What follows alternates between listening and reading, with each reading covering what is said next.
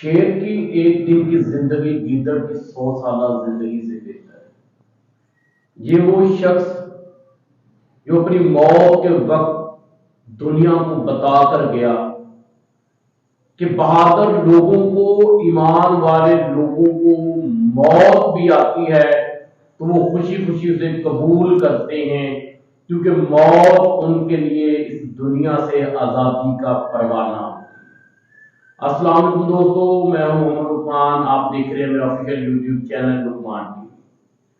آج کا ٹاپک دوستو ایک ایسا انسان جو تاریخ کے اندر ٹیپو سلطان کے نام سے جانا جاتا ہے۔ ٹیپو سلطان وہ شخص تھا جس نے سب سے زیادہ آزادی کے لیے انگریزوں کے ساتھ لڑائی کی۔ یہ وہ شخص تھا جس نے سب سے پہلے ہندوستان کے اندر راکٹ کا استعمال کیا اور راکٹ ٹیکنالوجی جنگوں کے اندر استعمال کی۔ انگریزوں نے بہت کوشش کی ٹیپو سلطان کو ہرانے کی۔ میسور کے اندر 3 بڑی جنگیں ہوئی جن کے اندر انگریزوں کو بری طرح شکست ہوئی۔ وہ یہ سمجھ چکے تھے کہ اب اس سے جیتنا ہمارے بس کی بات نہیں، یہ بالکل ناممکن ہے، تو لہذا کوئی ایسا طریقہ اختیار کیا جائے جس سے سانپ مر جائے اور لاٹھی بھی نہ ٹوٹے۔ دوستو انگریز اپنی مکاری جیسی چالوں کے اندر مشہور ہیں، تو لہذا انہوں نے محل کے اندر ہی غدار ہوئے۔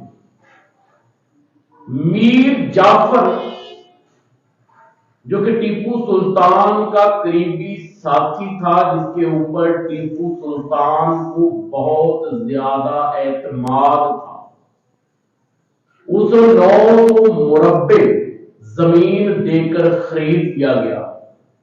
جب 1799 کے اندر جنگ کے لیے نکلے تو عین موقع کے اوپر اس نے غداری کی اور 45,000 فوج کو واپس لے گیا۔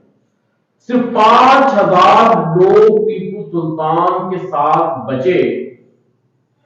یہ وہ وقت تھا جس وقت غداروں نے ٹیپو سلطان کی پیٹھ کے اندر چھڑا گھونپ دیا۔ وہ تنہا جب نکلتا تھا تو جھنڈے کو ہاتھ کے اندر تھامے رکھتا تھا، اس شدت کے ساتھ لڑتا تھا کہ سامنے والا آدمی ان کے خوف سے مر جاتا۔ یہ ایک سپاہی حیدر علی کا بیٹا فتح علی ٹیپو تھا۔ دوستو اس انسان نے اپنی زندگی کے اندر بہت سی فتوحات کی۔ ہمیں ہسٹری کے اندر بہت سی چیزیں جو مکس کر کے پڑھائی جاتی رہی، یہاں پر 2 چیزوں کا میں ذکر کرتا چلو۔ پہلی بار ٹیپو سلطان نے سلطنت عثمانیہ سے بھی مدد مانگی۔ یہ وہ دور تھا جس وقت سلطنت عثمانیہ اپنے آخری سانسوں کے اوپر تھی، اس کے اختتام کا وقت تھا، وہ بہت زیادہ جنگوں میں گھری ہوئی تھی۔ انہوں نے امداد دینے سے معذرت کر لی، کیونکہ سلطنت عثمانیہ کا جو آخری 100 سالہ دور تھا وہ بہت مشکل دور تھا۔ ان کے پاس مالی امداد بھی نہیں تھی، وہ بھی دوسروں کی امداد کے منتظر تھے۔ ٹیپو سلطان نے انکار کے باوجود اپنی جستجو، اپنی جنگ کو جاری رکھا، لیکن اس کے اپنے ہی ساتھیوں نے جب میر جعفر کے ساتھ غداری کی، جس کی وجہ سے انہیں نقصان اٹھانا پڑا۔ دوستو مسلمانوں کے لیے شاید یہ حیرت کی بات نہیں ہوگی، اس کی وجہ یہ ہے کہ مسلمانوں کی ہسٹری غدار لوگوں سے بھری پڑی ہے۔ آپ کہیں بھی دیکھ لیں، ہر جگہ پہ آپ کو غدار نظر آئیں گے، آپ کو منافقین نظر آئیں گے۔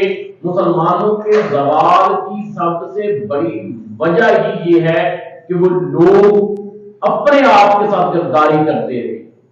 ایک انگریز مورخ اپنی کتاب کے اندر لکھتا ہے کہ جب ٹیپو سلطان کو شہید کر دیا گیا، انہیں مار دیا گیا، تو 3 دن تک اس کی ڈیڈ باڈی کے قریب کوئی انگریز نہیں جاتا تھا، اتنا خوف تھا اس شخص کا۔ کہا کہ پورے 1 مہینے تک ہندوستان کے اندر سورج نہیں نکلا، طوفان، آندیاں، بارشیں نہیں۔ اور یہاں پر ایک چیز اور دوستوں میں بتاتا چلوں، ٹیپو سلطان کی جو تصویر آپ ویڈیوز کے اندر یا عام طور پر اس کی تصویر دیکھتے ہیں، وہ ایک غلط تصویر ہے، کیونکہ ٹیپو سلطان بیسک طور پر ایک مولوی تھا، اس نے داڑھی رکھی ہوئی تھی۔ میسور کی فتح کے بعد سب سے پہلی مسجد بنائی تھی، وہاں پر یہ بات کہی تھی کہ وہ شخص نماز پڑھائے گا جس کی 5 نمازیں ایک دن میں قضا نہ ہوئی ہو۔ تو دوستو حیرت کی بات ہے کہ ایک امام بھی ایسا نہ نکلا جو مسلح کے اوپر آ کر نماز ادا کر سکتا۔